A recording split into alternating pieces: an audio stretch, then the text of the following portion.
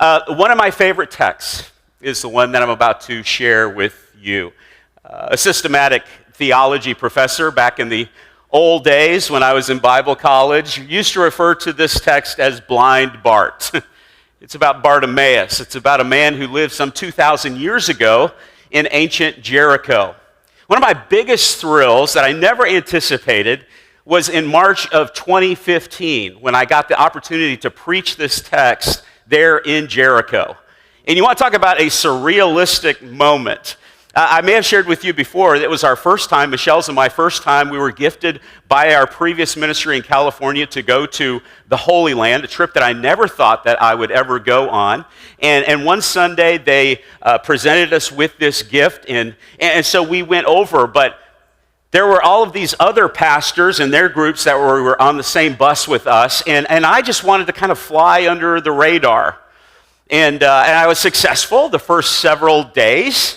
But then when we were on our way to Jericho, one of the pastors from Kentucky said, "Steve, we are so enjoying getting to know you and Michelle so much. Steve, what do you do?" And one of my lines I like to say is, "I'm a German shepherd." And you'll get that on the way home. But he said, what do you do? And I said, "Well, I pastor a church in California."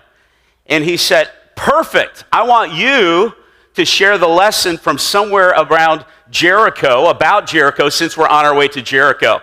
And I furiously was rifling through the New Testament, and I came to one of my favorite passages, and I had the opportunity there, literally in the shadow of the ruins of Jericho, to share this text, one of those just amazing opportunities. Jericho is, it's quite a city. It has quite a few things that make it very, very unique. It is the oldest city in the world, and you'll see that on a lot of things. And it's also a city that is the lowest city, 846 feet below sea level. That's pretty low. It's down in the Dead Sea area, and so it's way down there. It's really hot down there. It's known as the City of Palms. One of the best things that I get there when I go there is I've never bought a date, but they have the best dates. Anybody ever have a date? Anybody on a date right now? Anyway, but it's a very, very unique place.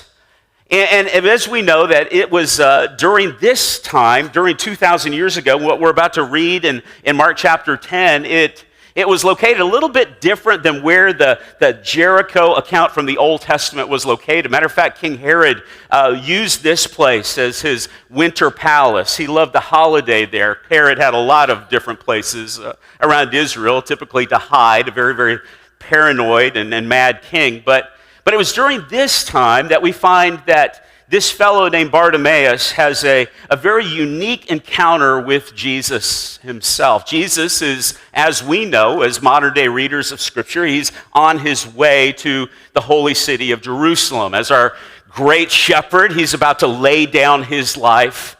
Jesus said, "Man, nobody takes it from me. I'm laying it down on my own accord. And if I have that ability, I can take it back up again." And so Jesus is in Jericho. He is leaving Jericho with the people that he's traveling with. And we know that Jesus is not going to come back that way again. This is a one and done. And as we stand together, hopefully in reverence for the Word of God, we're going to read about this encounter that he has with blind Bart. Read it with me. "And then they came to Jericho. As Jesus and his disciples," I'm feeling alone right now, got to have more volume. "Then they came to Jericho, as Jesus and his disciples, together with a large crowd, were leaving the city. A blind man, Bartimaeus, which means son of Timaeus, was sitting by the roadside begging. When he heard that it was Jesus of Nazareth, he began to shout, 'Jesus, son of David, have mercy on me.' Many rebuked him and told him to be quiet. But he shouted all the more, 'Son of David, have mercy on me.' Jesus stopped and said, 'Call him.' And so they called to the blind man, 'Cheer up, on your feet, he's calling you.' Throwing his cloak aside, he jumped to his feet and he came to Jesus. "What do you want me to do for you?" Jesus asked him. The blind man said, "Rabbi, I want to see." "Go," said Jesus, "your faith has healed you." Immediately he received his sight and followed Jesus along the road. God bless you. You may be seated this morning. I love this account. As mentioned, Jesus is leaving Jericho. Jesus is on his way to the cross. Now, we know that he is going up from Jericho. Again, this is the lowest city, right? 846 feet below, but he is going up to Jerusalem. Can I just nerd out with you for just a minute here? Jerusalem is 2,474 feet above sea level. Now, these two places are not very far apart. We have done this now, again, 4 times, going from Jericho directly up to Jerusalem. Let me just geek out. That's 3,320 feet of a difference. Everybody say, ooh, okay? I got an over here. 3,320 feet equals 306 stories, okay? There's more to geek out over. The Empire State Building. Who's ever been to the Empire State Building? See the Empire State Building? Know what the Empire State Building is? Perfect. We're all together on this. The Empire State Building is 102 stories tall. So that means, I don't know if some of you are getting out calculators right now, 3 Empire State Buildings. Now, we took the elevator when we went in Christmas of 2016. We took the elevators, but I could only imagine what that was like. And so, in this relatively short distance, this group, Jesus, a large crowd according to Mark, and the 12 are going up 3 Empire State Buildings up to Jerusalem. We know why he's going. We know why Jesus is on his way, right? But along the way, as he's leaving, he encounters this fellow, this blind man named Bartimaeus. Mark tells us he's the son of Timaeus. He thought you'd just like to know that, if you're ever on, Bible Trivial Pursuit. And so as he is there, we know that Bartimaeus is blind. Now, if you'd have lived in Israel 2,000 years ago, there was no National Disabilities Act. There was no division of blind services. There were no handicap placards to get the good spot near the mall entrance. There were none of these things in place. If you had a major disability, you had one vocation, and that was to beg. And so, knowing that from biblical history, knowing that from archaeological history, knowing that from all kinds of different kind of histories and ancient historians, we know and can understand what Bartimaeus' daily lifestyle was all about. He would go, whether with assistance or not, every single day he would go to the gate of ancient Jericho. The gate is where the people were. You had to go through the gate. Now, if you were coming into Tampa, Florida, you could go through all kinds of interstates and all kinds of back ways, and there's all kinds of ways. But if you were going to go into or leave Jericho, there was only one way, and that was through a gate.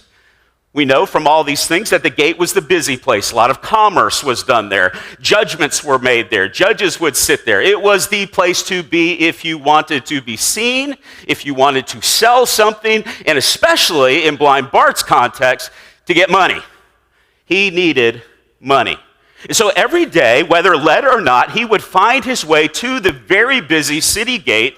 And what he would do is he would find his spot, and he would take his cloak, his robe, and he would sit down, and he would put the robe out in front of him. And like Pavlov's dog, which was conditioned to salivate when a bell was rung, as he heard feet going by, livestock going by, people moving in front of him, he would begin to cry out for some coins of pity. And this was his job. And he would listen, and there would be this clink of a coin, and he would feel it, and he would put it closer to him for security's sake, to keep it for himself and avoid the scoundrels around him. And this was his life. Anybody want to trade with Blind Bart? Can you imagine every single day you're living in this existence? You're living from the kindness and benevolence of strangers around you? And this is his job. This is what he does until one day he hears a large crowd, which means cha-ching, payday. I'm getting paid today.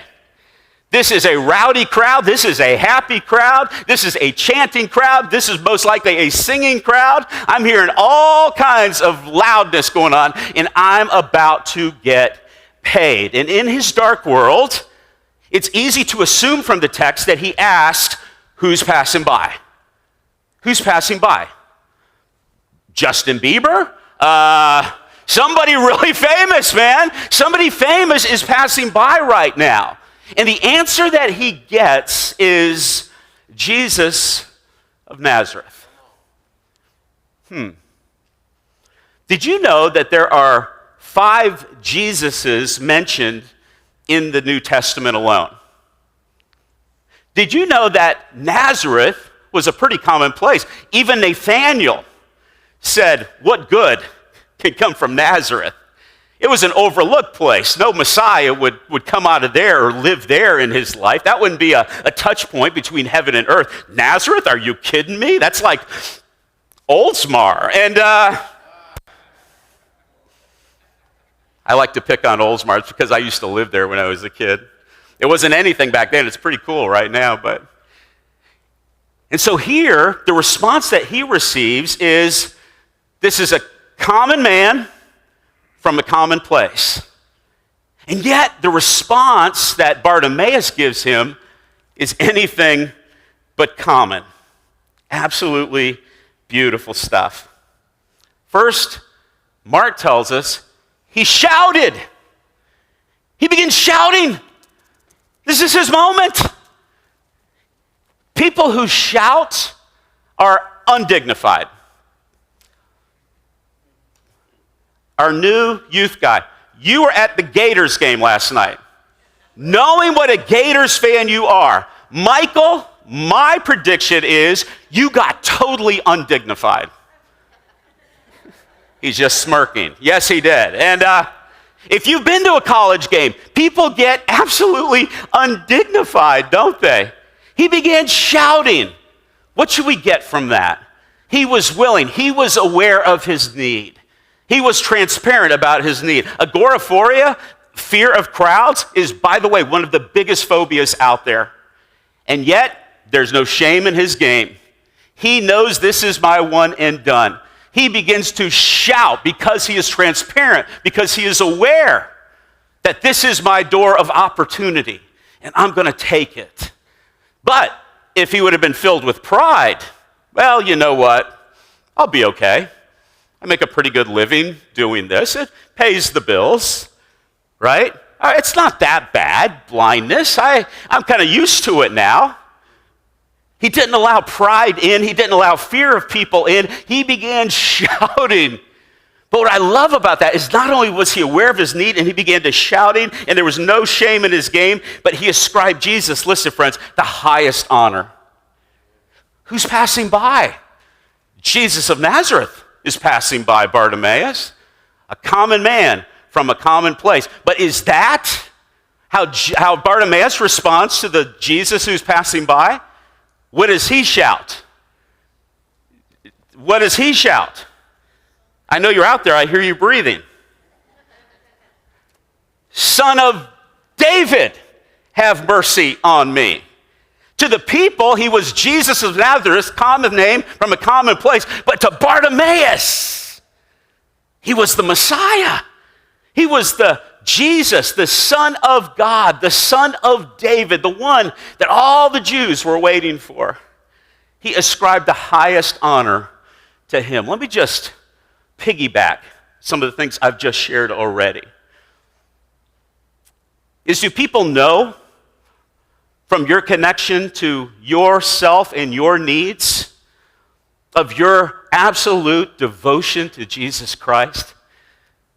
And most of all here, do you ascribe the highest honor to him. Now, it's easy to assume that because you came to a 10:30 service.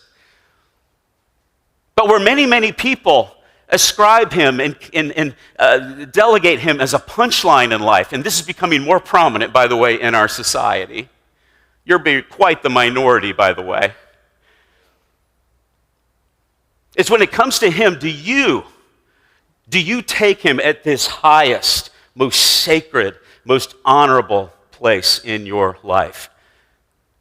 Bartimaeus said, no, man, he's not just Jesus of Nazareth, though that's true. He is Son of David. He is something special. Now, how he got all of that information, whether that somehow trickled into the conversation of blind people, I don't know. You know, people say that when one of our senses is diminished, that other senses become more acute. And so he's very aware. He's listening to people. Obviously, this Jesus of Nazareth, his reputation is out of the box, man. And he sees his opportunity and he begins to shout because he knows he's been marginalized. And he believes one of the predictions and the prophecies about the coming Messiah is that there would be healing in his wings. And that if he is who he really is, that he could change my life forever. And he gives him the highest honor. Friends, in a culture, in your neighborhood, in your workplaces, where people think you're cuckoo for Cocoa Puffs to have faith in Jesus Christ, I pray, I beg you to hold him in the highest, in the most sacred place in which his holy name can be assigned. He refused to be silenced. Did you catch that? Be quiet. We got places to go. We got a big walk ahead of us. We got places to go and people to see, this nuisance, this eyesore. This guy that we try to ignore all the time, and he's just yelling, be quiet. And I love where Mark says, man, he just shouted all the more. Friends, refuse to be silenced. The world would love it if you would just talk more about all these other things out there. But when it comes to Jesus, shout all the more. Don't be silenced. So many people know, man, that we can just shut Christians down. You know, we're advanced now. We're progressive now. Shout all the more. Shout all the more. Paul said, man, I'm unashamed of the gospel. It's the power of God unto salvation by which we must be saved. I mean, no, I'm not ashamed. He wasn't ashamed of me when he hung between heaven and earth for one scandalous Friday for 6 hours. He wasn't ashamed of me. Though he could have called the angels. Was he ashamed of you? Was he ashamed of any of us? No. So why? Why in the world would we be shut down? No, we know who he is. He is the Son of David. And we're going to keep on shouting. And we're unashamed of our faith in Jesus Christ. And so what does Jesus do? Scandalous. He stops the parade. He stops the parade. Large crowd, big walk ahead of him, got his 12 with him, and he stops everything. TV timeout. Calling. You know, sometimes I think we qualify our prayers. Well, it's such a trivial thing. It's such a little thing. And he's so busy, and there's so many other people around me that have such big and ominous prayer requests that, man, they really need to talk to Jesus. And my little thing, it's not that big of a deal. Why would somebody as great as him stop the parade and listen to me? And here we find Emmanuel, God with us, Jesus Christ. He stops everything. He stops and he addresses the need. And not just the need, but the person who's expressing the need. Nothing was too trivial for him. He stops at just one voice. One voice of a whole lot of voices. He says, whoa, stop. Call him. Call him. And what I find very, very interesting in all of this is the crowd's response. Did you catch that? 1 minute, They go from be quiet. Now they're saying, hey, cheer up. He's calling you. Come on, let's go. People are fickle. People are fickle. They want the front of the bus, the back of the church, and the center of attention. People are fickle. And notice here that he just didn't listen to the fickle crowd. Instead, notice, and let me encourage you, don't follow the fickle crowd. Follow Jesus. If he'd have listened to the fickle crowd, if he'd have looked at the poll that day in the newspaper, if he would have followed what was trending at that time, he would have never got his healing. But instead, he followed Jesus. Friends, you follow Jesus. Where most of the people were saying, you're an eyesore and you don't deserve Jesus to stop and have an encounter with you. Notice how important that Jesus stopped the parade for him. If he'd have listened to the crowd, he would have missed it. Friends, don't listen to the crowd. Listen to Jesus. When Jesus calls those 12, what was his pickup line? Boy, you're going to have a great future. I've got a great retirement program. I'm going to put you onto a 401k. What was his big promotional line? Follow me. I'll make you fishers of men. Yeah, but Jesus, what about all the benefit? Follow me. Follow me. Friends, when people around you aren't following him, follow Jesus. Jesus hasn't changed. Jesus does not change. Don't follow the fickle crowd. Follow Jesus. And then did you see what blind Bart does? It's very subtle, isn't it? He takes his cloak on your feet. He's calling you. He takes his cloak and he throws it aside. Throws it aside. He needs that. That's part of it. That's the tool he needs. That cloak represented his identity. It represented his income. It represented his well-being. It represented his life. It represented his entire lifestyle. And when he meets Jesus,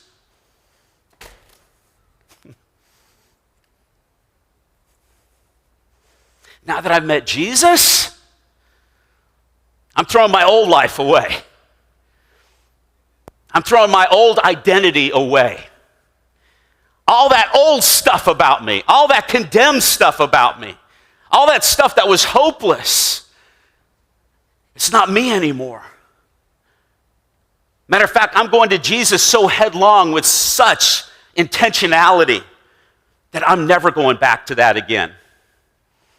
I love it. He threw his cloak aside.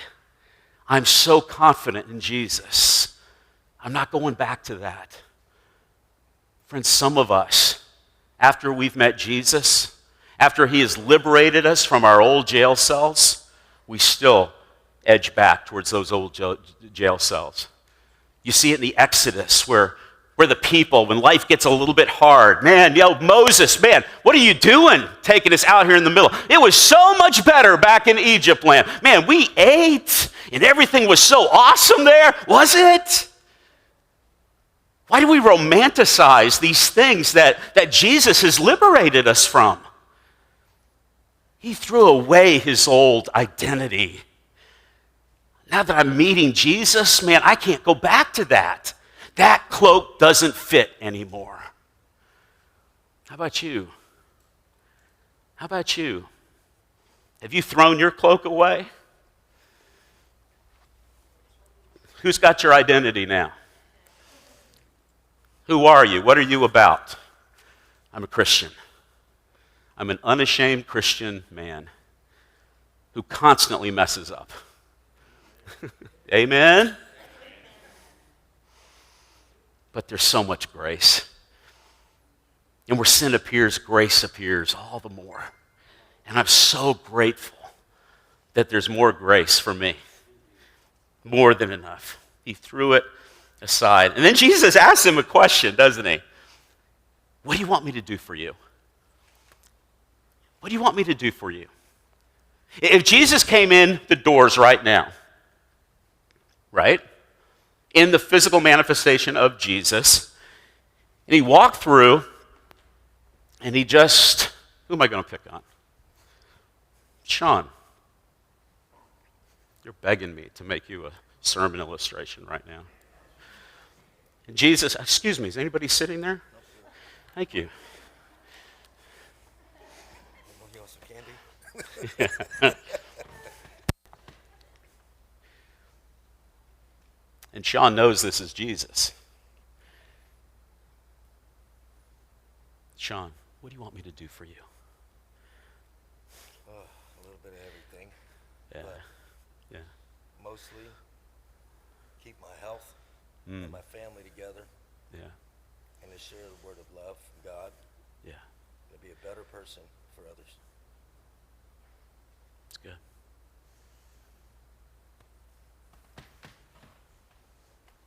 If Jesus, thank you, Sean, and he came in, and he asked each and every one of us, what do you want me to do for you? And he looks you in the eyes. Someday we're going to see his face. How many of you are going to see his face someday? And he sits down and he eye locks you, and you know this is him. And he asks that question, and you know that with Jesus all things are possible. Do you know what you need right now? Do you know what the most ominous thing that you need right now? Maybe something you've tried to overcome on your own. Maybe something that you just can't somehow wrap your mind around. Maybe it's a health issue. Maybe it's a financial issue. Maybe it's a relational issue that has just gone south. And Jesus sits down and he said, what do you want? Are you aware of what you want today? Are you going to Jesus with that? Because from what I read, the same Jesus in Mark 10 is the same Jesus that we celebrate and serve and worship today and is on the loose. Amen. Do you know what you need? What do you want me to do for you? Are you voicing that? Are you sharing that? Asking, seeking, knocking. Jesus, I need this so much. And he has the perfect answer. Rabbi, I want to see. Several weeks ago, I shared a message with you that the miracles that Jesus performed in the four Gospels, that those physical ailments or impairments had a spiritual parallel. Some of you might remember that. Blindness in this context was the inability to see God, or the inability to see God correctly. Rabbi, I want to see. I want to see. How about for us? Is there times where we fail to see him correctly? Are there any of us here today that have 20/20 vision, but we're blind? I used to see him in the highest place. I used to see him like Isaiah saw him in Isaiah 6, high and exalted. But the problems of life, the stressors of life, I've reduced him to rules that I follow instead of a relationship to pursue.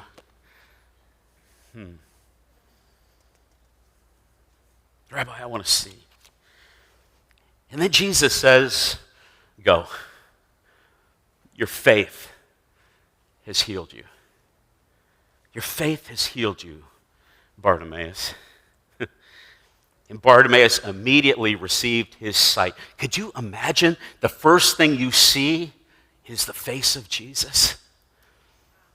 Remember when we were talking about the transfiguration, how Moses and Elijah were talking with Jesus on the top, and then there comes this big voice, and this is my son in whom I'm well pleased, and it's clouded with smoke, and when all of that blew away, that the disciples, remember where it said, all they saw was Jesus.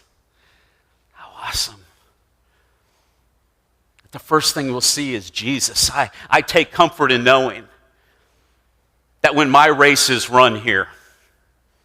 Why do I know that? As I've told you before, the mortality rate in Hillsborough County is about 100% right now.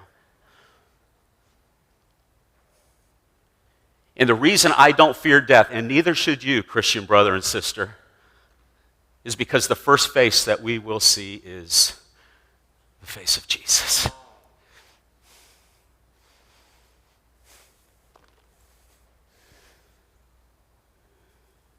And then he followed him. How far? Mark doesn't tell us.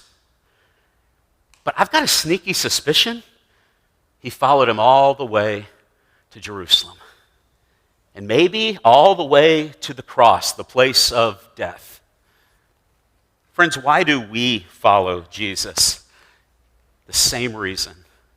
It's because we're healed. We're healed. By his stripes, we have been healed.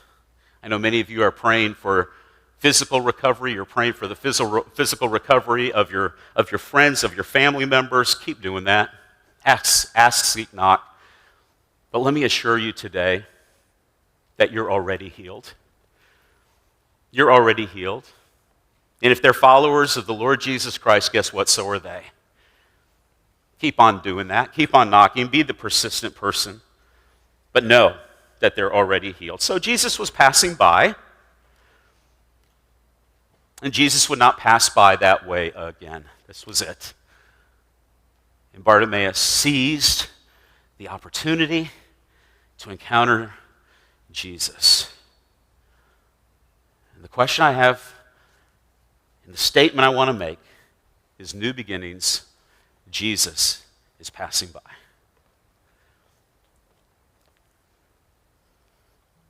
Some of us are chronic procrastinators. Why do today what we can put off till tomorrow? Well, you know what? Next Sunday, I'll be here again, good Lord willing, and I'll sit in my favorite spot. I'll have another opportunity, and I'll be able to just kind of reach out to Jesus then. And if I kind of feel what I'm feeling right now, maybe I'll make a decision. Maybe I'll have a little prayer. Maybe I'll come forward. Maybe I'll.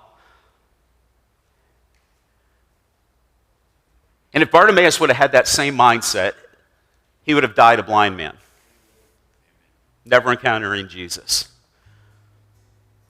But he recognized Jesus for who he was, and in that moment, fully aware of his need, reached out to Jesus Christ. And I have to believe you don't get this many people together under the same roof or watching online who don't recognize their need for Jesus Christ.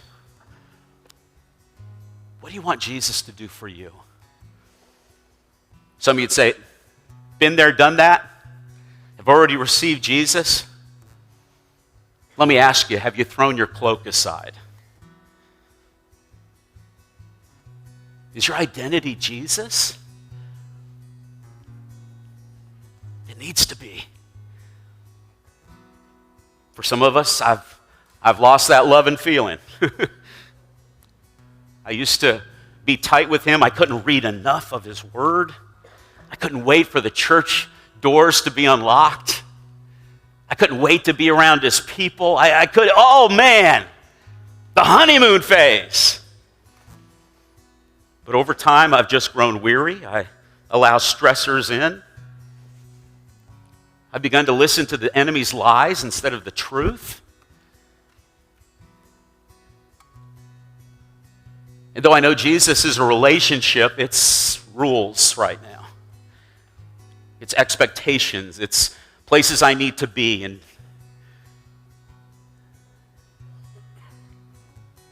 I love it where Jesus tells one of the churches in Revelation, go back to your first love. Stand there and see how far you've fallen. And go back and do those first things again. When you first fell in love with Jesus. Some of us might say, you know what, been there, done that, that was so beautiful, but now I'm starting to put that old cloak on again. My identity, my lifestyle, these things now are things that I used to wear, I used to like. I love that David said that in that repentance part. These are things we like, and I'm going back into my old jail cell. For you guys that haven't had breakfast yet, I'm like a dog going back to my own vomit.